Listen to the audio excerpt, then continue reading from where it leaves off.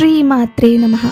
ಶ್ಯಾಮಲಾ ನವರಾತ್ರಿ ಹಿಂದೂ ಧರ್ಮದಲ್ಲಿ ಆಚರಿಸಲಾಗುವ ಒಂದು ಪವಿತ್ರ ಹಬ್ಬವಾಗಿದ್ದು, ಇದು ದಶಮಹಾವಿದ್ಯೆಗಳಲ್ಲಿ ಒಂದಾದ ಶ್ರೀ ರಾಜ ಮಾತಾಂಗಿ ದೇವಿಗೆ ಸಮರ್ಪಿತವಾಗಿದೆ. ಈ ನವರಾತ್ರಿಯು ಜ್ಞಾನ, ಕಲೆ, ಸಂಗೀತ, ಮಾತುಗಾರಿಕೆ ಮತ್ತು ರಾಜಕೀಯ ಶಕ್ತಿಯ ಅಧಿದೇವತೆಯಾದ ಮಾತಂಗಿ ದೇವಿಯನ್ನು ಆರಾಧಿಸಲು ಮೀಸಲಾದ 9 ದಿನಗಳ ಅವಧಿಯಾಗಿದೆ. ಹಿಂದೂ ಪಂಚಾಂಗದ ಪ್ರಕಾರ ನಿರ್ದಿಷ್ಟ ಶುಭ ತಿಥಿಗಳಲ್ಲಿ ನವರಾತ್ರಿಯನ್ನು ಆಚರಿಸಲಾಗುತ್ತದೆ.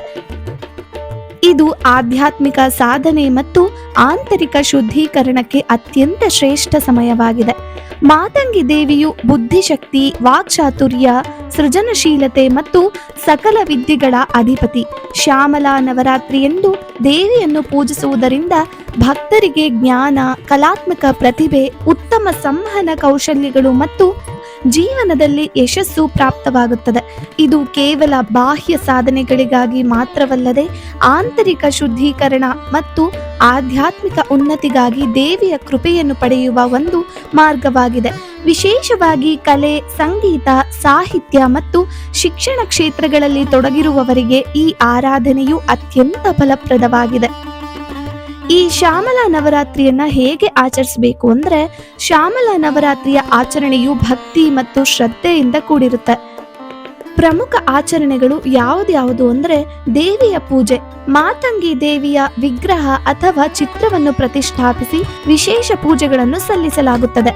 ದೇವಿಯನ್ನು ಹಸಿರು ಬಣ್ಣದ ಸೀರೆಯಿಂದ ಅಲಂಕರಿಸಲಾಗುತ್ತದೆ. ಮಂತ್ರ ಪಠಣ.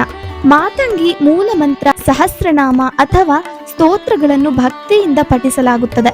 ಇದು ದೇವಿಯ ಶಕ್ತಿಯನ್ನು ಆಹ್ವಾನಿಸಲು ಸಹಾಯ ಮಾಡುತ್ತದೆ. ನೈವೇದ್ಯ ಮತ್ತು ಅರ್ಪಣೆಗಳು.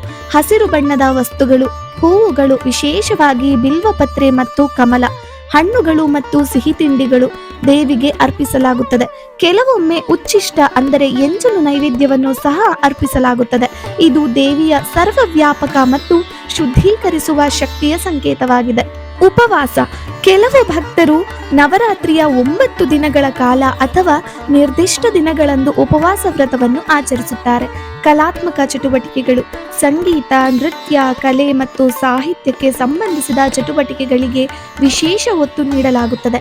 ಕಲಾವಿದರು ತಮ್ಮ ಕೌಶಲ್ಯಗಳನ್ನು ಅಭಿವೃದ್ಧಿಪಡಿಸಲು ದೇವಿಯ ಆಶೀರ್ವಾದವನ್ನು ಕೋರುತ್ತಾರೆ. ಈ ನವರಾತ್ರಿಯ ಆಚರಣೆಯು ಭಕ್ತರಿಗೆ ಹಲವಾರು ಆಧ್ಯಾತ್ಮಿಕ ಮತ್ತು ಲೌಕಿಕ ಪ್ರಯೋಜನಗಳನ್ನು ನೀಡುತ್ತದೆ. ವಾಕ್ಸಿದ್ಧಿ ಮತ್ತು ಸಂಭಾಷಣಾ ಕೌಶಲ್ಯಗಳ ವೃದ್ಧಿ.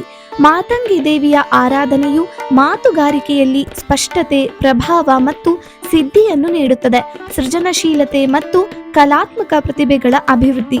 ಕಲೆ, ಸಂಗೀತ, ನೃತ್ಯ ಮತ್ತು ಬರವಣಿಗೆಯಲ್ಲಿ ತೊಡಗಿರುವವರಿಗೆ ದೇವಿಯು ಸ್ಫೂರ್ತಿ ಮತ್ತು ಕೌಶಲ್ಯಗಳನ್ನು ನೀಡುತ್ತಾಳೆ. ಜ್ಞಾನ ಮತ್ತು ಬುದ್ಧಿವಂತಿಕೆಯ ಪ್ರಾಪ್ತಿ. ಶಿಕ್ಷಣ ಮತ್ತು ಅರಿವಿನ ಅನ್ವೇಷಣೆಯಲ್ಲಿ ಯಶಸ್ಸನ್ನು ಕರುಣಿಸುತ್ತಾಳೆ.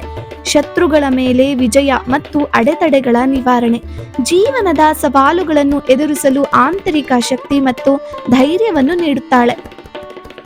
ಆಧ್ಯಾತ್ಮಿಕ ಜಾಗೃತಿ ಮತ್ತು ಆಂತರಿಕ ಶಾಂತಿ. ದೇವಿಯ ಆರಾಧನೆಯು ಮನಸ್ಸನ್ನು ಶುದ್ಧೀಕರಿಸಿ ಆಧ್ಯಾತ್ಮಿಕ ಪ್ರಗತಿಗೆ ಸಹಾಯ ಮಾಡುತ್ತದೆ.